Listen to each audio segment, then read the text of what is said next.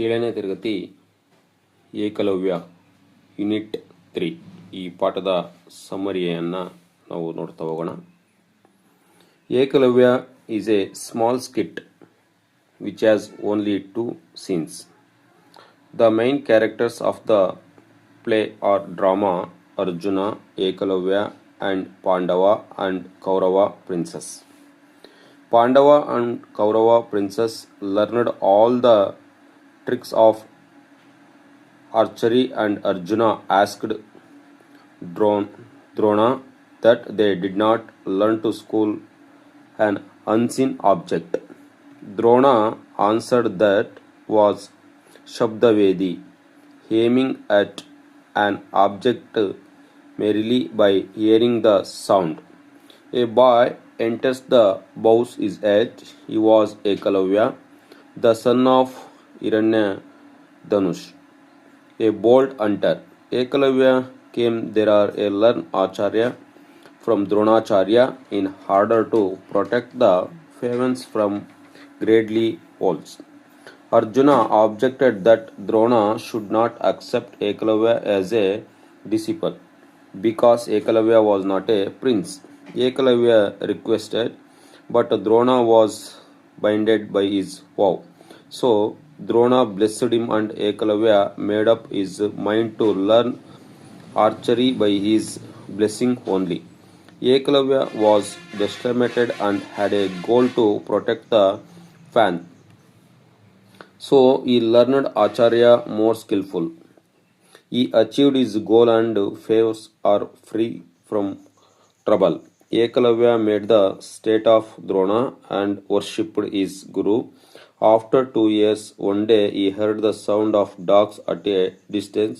He shoot arrows in the direction of the sound. The sound stopped. Drona, Arjuna and other princes entered with the poor dog.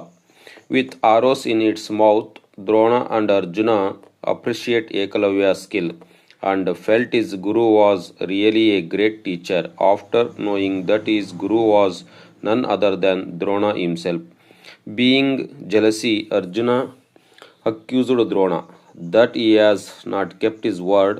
Drona asked Ekalavya's thumb as Guru Darshana. Ekalavya was an humble pupil. He had a great respect towards his guru, accepted without my hesitation and cut his right thumb with a knife and placed it in front of his guru Drona. Ekalavya asked Guru blessing and Drona said that what a noble soul. God bless you. Drona blessed Ekalavya. Ekalavya was an ideal pupil and devoted to his guru. He sacrificed his skillful acharyas to his guru. ಈ ಒಂದು ಪಾಠದ ಕನ್ನಡ ಸಾರಾಂಶವನ್ನು ನಾವು ನೋಡೋದಾದರೆ, ಏಕಲವ್ಯ ಎಂಬುದು 2 ದೃಶ್ಯಗಳನ್ನು ಒಳಗೊಂಡ ಒಂದು ಸಣ್ಣ ಪ್ರಾಸನ ಅಥವಾ ನಾಟಕ. ಇದರಲ್ಲಿ ಬರುವ ಮುಖ್ಯ ಪಾತ್ರಗಳು ದ್ರೋಣ, ಅರ್ಜುನ, ಏಕಲವ್ಯ ಮತ್ತು ಕೆಲವು ಶಿಷ್ಯರು. ದ್ರೋಣಾಚಾರ್ಯರು ಕೌರವ ಪಾಂಡವ ರಾಜಕುಮಾರರಿಗೆ ಧನುರ್ವಿದ್ಯಾಭ್ಯಾಸವನ್ನು ಕಲಿಸಿ ಅವರನ್ನು ಪರಿಣಿತರನ್ನಾಗಿ ಮಾಡಿರುತ್ತಾರೆ. ಆಗ ಅರ್ಜುನನು ತಮಗೆ ಇನ್ನೂ ಕಣ್ಣಿಗೆ ಕಾಣದ ವಸ್ತುವಿನ ಮೇಲೆ ಗುರಿ ಇಡುವುದನ್ನು ಕಲಿಸಿಲ್ಲ ಎಂದು ಕೇಳಿದಾಗ, ಅದು ಶಬ್ದವೇದಿ ಎಂದರೆ ಶಬ್ದವನ್ನು ಅನುಸರಿಸಿ ಬಾಣ ಬಿಡುವುದು ಎಂದು ಹೇಳುತ್ತಾರೆ. ಆಗ ಅಲ್ಲಿಗೆ ಏಕಲವ್ಯನು ಬರುತ್ತಾನೆ. ತಾನು ಹಿರಣ್ಯ ಧನಸ್ಸುವಿನ ಮಗ, ನಿಮ್ಮಲ್ಲಿ ಧನುರ್ವಿದ್ಯಾಭ್ಯಾಸ ಮಾಡಲು ಬಂದಿದ್ದೇನೆ. ತನ್ನ ಕಾಡಿನಲ್ಲಿ ಜಿಂಕೆಯ ಮರಿಗಳು ತೋಳಕ್ಕೆ ಬಲಿಯಾಗುತ್ತಿವೆ. ಅದನ್ನು ತಪ್ಪಿಸಲು ತನಗೆ ಬಿಲ್ವಿದ್ಯೆಯನ್ನು ಹೇಳಿಕೊಡಬೇಕಾಗಿ ವಿನಯದಿಂದ ಪ್ರಾರ್ಥಿಸುತ್ತಾನೆ. ಅಲ್ಲಿಯೇ ಇದ್ದ ಅರ್ಜುನನು, ಅದು ಹೇಗೆ ಸಾಧ್ಯ? ಏಕಲವ್ಯನು ರಾಜಕುಮಾರನಲ್ಲ, ಕ್ಷತ್ರಿಯ ಅಥವಾ ಬ್ರಾಹ್ಮಣರಲ್ಲದವರಿಗೆ ವಿದ್ಯೆ ಕಲಿಸುವಂತಿಲ್ಲ ಎಂದು ಹೇಳುವನು. ದ್ರೋಣನು ತಾನೇ ಮಾಡಿದ ಶಪಥದಿಂದ ಹೊರಬರಲಾರದೆ ತನ್ನ ಅಸಹಾಯಕತೆಯನ್ನು ತಿಳಿಸಿ, ನನ್ನ ಆಶೀರ್ವಾದ ಯಾವಾಗಲೂ ನಿನ್ನ ಮೇಲಿರುವುದು ಎಂದು ಹೇಳುತ್ತಾನೆ. ಅಷ್ಟರಿಂದಲೇ ಸಂತೃಪ್ತನಾದ ಏಕಲವ್ಯನು, ನಿಮ್ಮ ಆಶೀರ್ವಾದದ ಬಲದಿಂದಲೇ ನಾನು ಬಿಲ್ವಿದ್ಯೆಯನ್ನು ಕಲಿಯುವೆ ಎಂದು ದ್ರೋಣರಿಗೆ ನಮಸ್ಕರಿಸಿ ಹೋಗುತ್ತಾನೆ.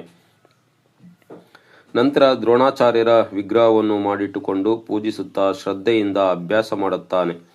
2 ವರ್ಷಗಳ ನಂತರ ಒಂದು ದಿನ ಏಕಲವ್ಯ ತನ್ನ ಗುರುಗಳ ವಿಗ್ರಹವನ್ನು ಪೂಜಿಸುತ್ತಾ ತನ್ನ ಧನ್ಯತೆಯನ್ನು ವ್ಯಕ್ತಪಡಿಸುತ್ತಾನೆ. ಅವನ ಆಸೆ ಈಡೇರಿದೆ. ಬಿಲ್ವಿದ್ಯೆಯನ್ನು ಸಂಪೂರ್ಣವಾಗಿ ಕಲಿತುಕೊಂಡು ತನ್ನ ಆಶ್ರಮದ ಜಿಂಕೆಗಳನ್ನು ರಕ್ಷಿಸಿದ್ದಾನೆ. ಅಷ್ಟು ಹೊತ್ತಿಗೆ ನಾಯಿ ಬೊಗಳುವ ಶಬ್ದವನ್ನು ಕೇಳಿ ಯಾರೋ ಬೇಟೆಯಾಡಲು ಬರುತ್ತಿದ್ದಾರೆ ಎಂದು ಭಾವಿಸಿ ನಾಯಿ ಬೊಗಳುವ ಶಬ್ದವನ್ನು ನಿಲ್ಲಿಸಲು ಬಾಣಗಳನ್ನು ಹೊಡೆಯುತ್ತಾನೆ. ಸ್ವಲ್ಪ ಹೊತ್ತಿನ ನಂತರ ದ್ರೋಣ, ಅರ್ಜುನ ನಾಯಿಯೊಂದಿಗೆ ಬರುತ್ತಾರೆ. ಏಕಲವ್ಯನನ್ನು ಕಂಡು ಅವರಿಬ್ಬರು ಅವನ ಬಿಲ್ವಿದ್ಯೆಯನ್ನು, ಕೈಚಳಕವನ್ನು ಪ್ರಶಂಸಿಸುತ್ತಾರೆ. ಅವನು ಗುರು ನಿಜವಾಗಲೂ ಶ್ರೇಷ್ಠ ಗುರು ಎನ್ನುತ್ತಾರೆ. ಏಕಲವ್ಯನ ಗುರು ದ್ರೋಣಾಚಾರ್ಯರು ಎಂದು ತಿಳಿದಾಗ ಅಸೂಯೆಯಿಂದ ಅರ್ಜುನನು ದ್ರೋಣಾಚಾರ್ಯರನ್ನು ಆರೋಪಿಸುತ್ತಾನೆ. ನೀವು ಕೊಟ್ಟ ಮಾತಿನಂತೆ ನಡೆದುಕೊಂಡಿಲ್ಲ. ಜಗತ್ತಿನಲ್ಲಿ ನನ್ನನ್ನೇ ಶ್ರೇಷ್ಠ ಬಿಲ್ಲುಗಾರನನ್ನಾಗಿ ಮಾಡುತ್ತೀನಿ ಎಂದಿದ್ದೀರಿ ಎಂದು ಅವರನ್ನು ಮಾತಿನಿಂದ ಚುಚ್ಚುತ್ತಾನೆ. ದ್ರೋಣಾಚಾರ್ಯರು ಏಕಲವ್ಯನನ್ನು ನಿನ್ನ ಬಲಗೈ ಹೆಬ್ಬೆರಳನ್ನು ನನಗೆ ಗುರುದಕ್ಷಿಣೆಯಾಗಿ ಕೊಡು ಎಂದು ಕೇಳಿದಾಗ ಯಾವ ಹಿಂಜರಿಕೆಯೂ ಇಲ್ಲದೆ ಏಕಲವ್ಯನು ತನ್ನ ಬಲಗೈ ಹೆಬ್ಬೆರಳನ್ನು ಚಾಕುವಿನಿಂದ ಕತ್ತರಿಸಿ ಗುರುಗಳಿಗೆ ಸಮರ್ಪಿಸುತ್ತಾನೆ.